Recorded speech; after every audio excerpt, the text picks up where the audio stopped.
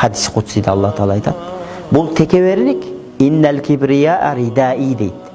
Текеберлік деген мен кие тұрған киім. Менден талашпағыла дейді да. Демек текеберлік, менменсіну, гордый болу өзін көтеріп жүру bir ғана Аллаға таандық. Алла текеберленсе, Алла өзін көтерсе жарашат. Анткени Алладан улуг эч ким жок. Бүт асман, жер, ай алам бүт Алланын мүлкү. Алла каалаганын кылат. 30 секунд аваны бууп койсун, мурда асманга жетип жүргөндөрдүн эмне болгонун көрөбүз. Көзү чанагынан чыгайын деп, думугуп, деми кыстыгып, жандал баштап кетет.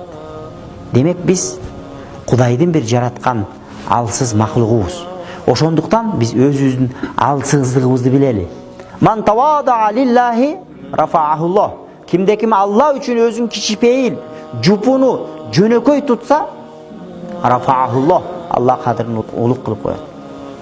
Ман такаббара, кимде ким текеберлик кылып өзүнүн мойнун көтөрүп, бөлөктөрдү тоготпой өзүнүн бөлөктөрдөн жогору көрсө, вадаахуллах, Аллах Таала адамдардын арасында кадырын төмөн кылып коет, кадырын түшүрүп коет дейт.